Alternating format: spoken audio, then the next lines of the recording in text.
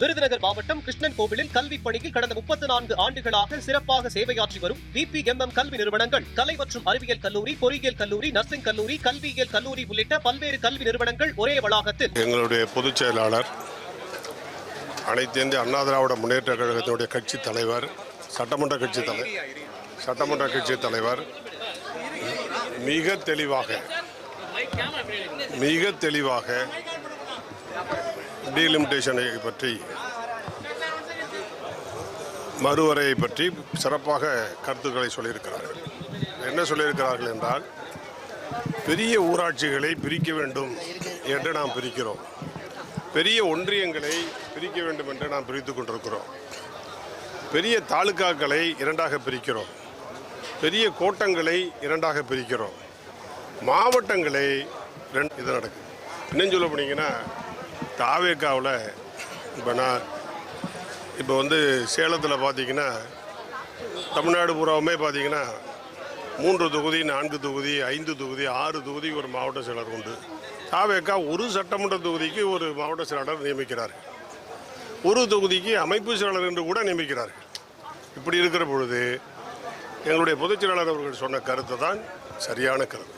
Sir, தென்னிந்தியாவில் இருந்து பிரதமர் உருவாக வேண்டும் அப்படின்ற கருத்து சட்டசபையில் அதாவது இடஒதுக்கீடெல்லாம் கிடையாது. அதிக எண்ணிக்கையில் யார் எந்த கட்சி ஆட்சிக்கு இவர் நம்ம பேர் மறந்துட்டேன், இந்த தேவகவுடா பிரதமராக இல்லையா, மூப்பனார் கூட வந்திருக்கலாம், அது சில பேர் தடுத்துட்டாங்க. தலைவர்கள் உருவாகணும், உருவானால் வருவாங்க. சார், இந்த 2 நாளா ப்ராப்பர்ட்டி டாக்ஸ் பல மடங்கு உயர்ந்திருக்கிறதா ஒரு தகவல் இருந்துகிட்டே இருக்கு.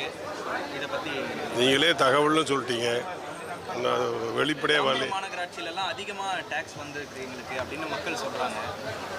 இல்லை, சொத்து வரியை பொறுத்தவரை என்ன சட்டமன்றத்தில் எதுவும் வரலை. சொத்து வரியை குறித்து வசூலிப்பவர்கள் பேலன்ஸ் வச்சுருந்துருக்கலாம், இல்லை குறைவான இடத்திற்கான வரியை போட்டிருக்கலாம், அதை அளவு செய்து கூடுதலாக நியமித்திருக்கலாம். அது மாதிரி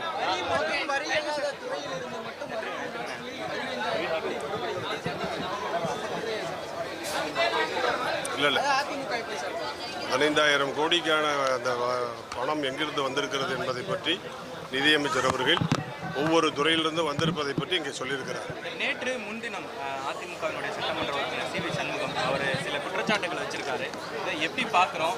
தோல்விக்கு காரணம் மாவட்ட செயலாளர்கள்னா வெற்றிக்கு காரணம் எடப்பாடி பழனிசாமின்றதை எப்படி ஏற்றுக்க முடியும்? அதாவது அனைத்து இந்திய அண்ணா திராவிட முன்னேற்ற கழகம் என்பது பொதுச் செயலாளருக்கு கட்டுப்பட்ட கட்சி. பொதுச் செயலாளர் எடுக்கிற முடிவுக்கு கட்டுப்படுகிற தீர்மானத்தை ஒவ்வொரு தேர்தலிலும் செயற்குழுவும் பொதுக்குழுவும் பொதுச் செயலாளருக்கு வழங்குகிறது. இதில் எந்த கேள்விக்கே இடமில்லை.